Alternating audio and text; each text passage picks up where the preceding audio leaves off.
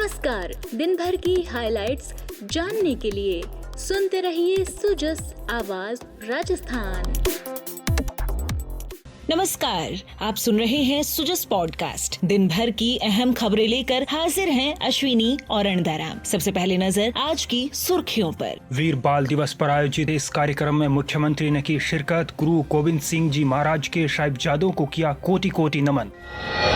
वीर साहिबजादों ने धर्म और सत्य की रक्षा के लिए दिया बलिदान। मुख्यमंत्री ने कहा, साहिबजादों का साहस युवाओं के लिए प्रेरणा स्रोत। उप मुख्यमंत्री दिया कुमारी ने पर्यटन विभाग से जुड़े विभिन्न विषयों पर की समीक्षा। अधिकारियों को दिए राजस्थान पर्यटन की व्यापक ब्रांडिंग के निर्देश।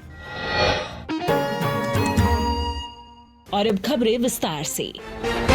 मुख्यमंत्री भजनलाल शर्मा ने आज मातृभूमि, धर्म और सनातन संस्कृति की रक्षा के लिए सर्वोच्च बलिदान देने वाले श्री गुरु गोविंद सिंह जी महाराज के साहिबजादों के बलिदान दिवस वीर बाल दिवस पर आयोजित कार्यक्रम में शिरकत की। मुख्यमंत्री श्री शर्मा ने चारों वीर साहिबजादों को श्रद्धा पूर्वक पुष्पांजलि अर्पित कर उन्हें कृतज्ञता पूर्वक नमन किया। इस अवसर पर मुख्यमंत्री ने कहा कि वीर साहिबजादों ने मातृभूमि और संस्कृति के लिए खुद को न्यौछावर कर दिया। आज का दिन हमें वीर साहिबजादों की शौर्य गाथा को याद दिलाता है। किस तरह से हमारे उन साहिबजादों ने इस मातृभूमि के लिए, अपनी संस्कृति और विचार के लिए जिस दृढ़ता के साथ उन्होंने अपने आप को समर्पित कर दिया, मैं उनको प्रणाम करता हूं, उनको नमन करता हूं। ये दिन हमें सिख धर्म के अद्वितीय इतिहास और उन वीर साहिबजादों की महान शौर्य गाथा को याद दिलाता है, जिन्होंने अपने धर्म, अपनी संस्कृति और देश की रक्षा के लिए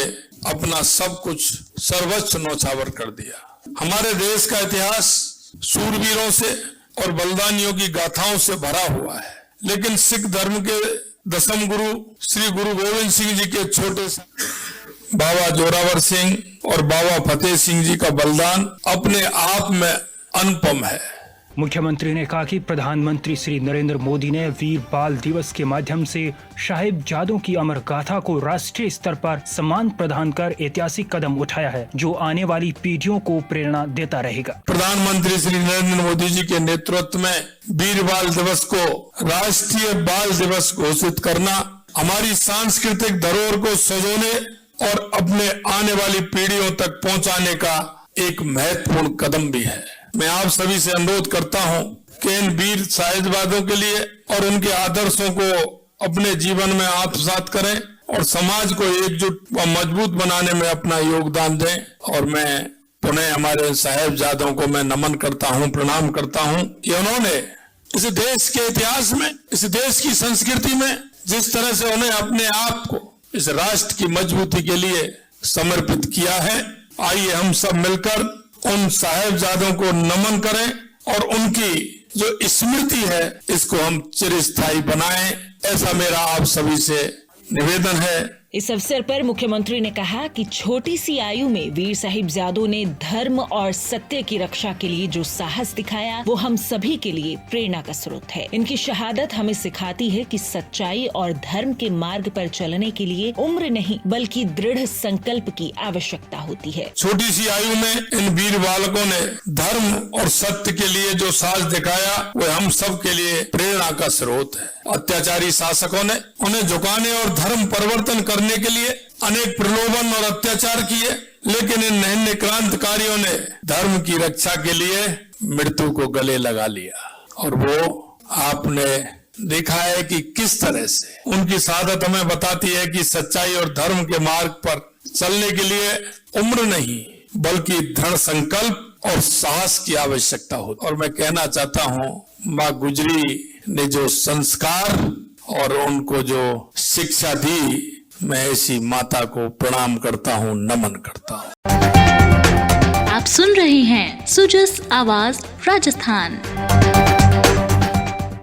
बढ़ते हैं आगे। उप मुख्यमंत्री दिया कुमारी की अध्यक्षता में बुधवार को पर्यटन भवन में पर्यटन विभाग से जुड़े विभिन्न विषयों पर समीक्षा बैठक आयोजित की गई। बैठक में शासन सचिव पर्यटन विभाग श्री रवि जैन और पर्यटन आयुक्त श्री विजयपाल सिंह भी मौजूद रहे। उप मुख्यमंत्री दिया कुमारी ने कहा कि राइजिंग राजस्थान के तहत पर्यटन के क्षेत्र में हुए MOU को 100% धरातल पर उतारने के लिए पर्यटन विभाग संकल्पित होकर काम कर रहा है। उप मुख्यमंत्री ने निर्देश दिए कि इसके लिए प्रगति की शासन सचिव श्री रवि जैन हर सप्ताह समीक्षा करेंगे। वे स्वयं प्रत्येक महीने समीक्षा करेंगे। उप मुख्यमंत्री दिया कुमारी ने कहा कि राजस्थान को एक समग्र ब्रांड के रूप में प्रसारित किया जाए। हमें पूरे राजस्थान को एक ब्रांड के रूप में विकसित करना है। इसी प्रकार जयपुर और राज्य के अन्य जिलों को पर्यटन ब्रांड बनाने के लिए प्रचार प्रसार किया जाए। उन्होंने AR/VR फिल्म के लिए निर्देश दिए कि यह फिल्म राजस्थान के लिए आकर्षण और कौतूहल जगाने वाली होनी चाहिए। फिल्म ऐसी हो जिससे स्मारकों को देखने के लिए जिज्ञासा और कौतूहल जगाए, ताकि पर्यटक उस पर्यटन स्मारक को देखने के लिए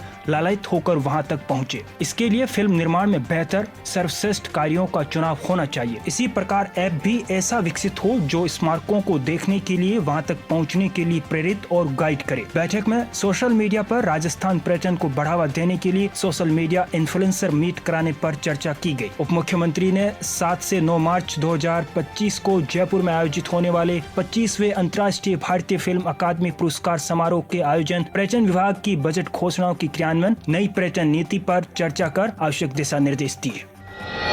मुख्यमंत्री श्री भजनलाल शर्मा की पहल पर प्रदेश भर में राज्य सरकार की प्रथम वर्षगांठ के अवसर पर शुरू किए गए मुख्यमंत्री आयुष्मान आरोग्य शिविरों का आमजन भरपूर लाभ ले रहे हैं। चिकित्सा मंत्री श्री गजेंद्र सिंह खिवसर के मार्गदर्शन में 15 दिसंबर से आयोजित किए जा रहे इन शिविरों में मात्र 5 आयोजन दिवस में अब तक 5,47,000 से अधिक लोगों ने भाग लेकर स्वास्थ्य जाँच, उपचार और परामर्श लिया है। अभियान के तहत प्रथम चरण में सभी प्राथमिक स्वास्थ्य केंद्र और सामुदायिक स्वास्थ्य केंद्र स्तर पर विशेष स्वास्थ्य जांच व उपचार के सत्र आयोजित किए जा रहे हैं। चिकित्सा एवं स्वास्थ्य विभाग की प्रमुख शासन सचिव श्रीमती गायत्री राठौड़ ने बताया कि अब तक 1,402 शिविर आयोजित किए गए हैं। इनमें 2,21,000 से अधिक व्यक्तियों की डायबिटीज और ब्लड प्रेशर स्क्रीनिंग, 1,23,000 से अधिक व्यक्तियों की ओरल, 54,000 की ब्रेस्ट और 25,000 से अधिक की सर्वाइकल कैंसर स्क्रीनिंग की गई है। स्क्रीनिंग में 3,000 से अधिक व्यक्तियों में कैंसर रोग की संभावना पाई गई है। इसी प्रकार करीब 63,000 की ENT जांच की गई और 20,000 से अधिक महिलाओं की प्रसव पूर्व जांच की गई। करीब 39,000 व्यक्तियों की TB जांच की गई, जिनमें से 529 TB पॉजिटिव पाए गए। शिविर में लगभग 4,42,000 रोगियों को निःशुल्क दवा योजना से लाभान्वित किया गया है।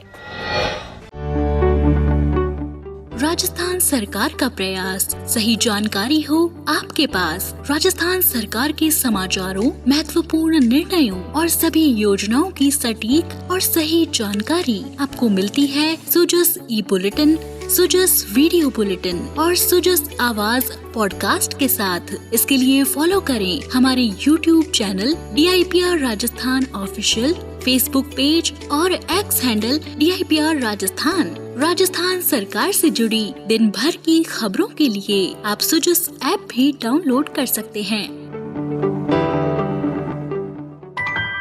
चिकित्सा एवं स्वास्थ्य विभाग की ओर से 23 दिसंबर से 31 दिसंबर 2024 तक टीकाकरण का विशेष अभियान संचालित किया जा रहा है। इस अभियान के दौरान निर्धारित टीके से किसी कारणवश वंचित रहे बच्चों के लिए टीकाकरण की सुविधा उपलब्ध करवाई जा रही है। चिकित्सा एवं स्वास्थ्य मंत्री श्री गजेंद्र सिंह खिवसर ने सभी अभिभावकों से अपील की है कि 2 साल तक की आयु के अपने बच्चों को नजदीकी स्वास्थ्य केंद्र या आंगनबाड़ी केंद्र पर लेकर जाएं और छूटे हुए टीके जरूर लगवाएं। उन्होंने कहा कि बच्चों के स्वस्थ और सुरक्षित भविष्य के लिए सभी अभिभावक समझदारी दिखाएं और संपूर्ण टीकाकरण अवश्य कराएं। प्रमुख शासन सचिव चिकित्सा एवं स्वास्थ्य श्रीमती गायत्री राठौड़ ने बताया कि प्रदेश में 92% बच्चों का पूर्ण टीकाकरण का लक्ष्य अर्जित किया गया है। किसी कारणवश टीका लगवाने से वंचित रह गए बच्चों के लिए विशेष टीकाकरण अभियान संचालित कर उन्हें स्वास्थ्य सुरक्षा प्रदान की जाती है। उन्होंने बताया कि राष्ट्रीय टीकाकरण कार्यक्रम के तहत प्रदेश में प्रत्येक गुरुवार को स्थानीय माइक्रो प्लान के मुताबिक निर्धारित दिन राजकीय स्वास्थ्य केंद्रों और आंगनबाड़ी आंगनवाड़ी केंद्रों पर एवं जिला अस्पताल व मेडिकल कॉलेज से संबद्ध राजकीय अस्पतालों में प्रतिदिन लाभार्थी बच्चों और गर्भवती महिलाओं के लिए निःशुल्क टीकाकरण सत्र आयोजित किए जाते हैं। उन्होंने बताया कि बच्चों को जानलेवा 11 बीमारियों जैसे polio, pneumonia, TB, tetanus, hepatitis B, meningitis, diphtheria, खसरा, रूबेला, काली खांसी और रोटा वायरस दस्त से बचाव के लिए टीके लगाकर प्रतिरक्षित किया जाता है।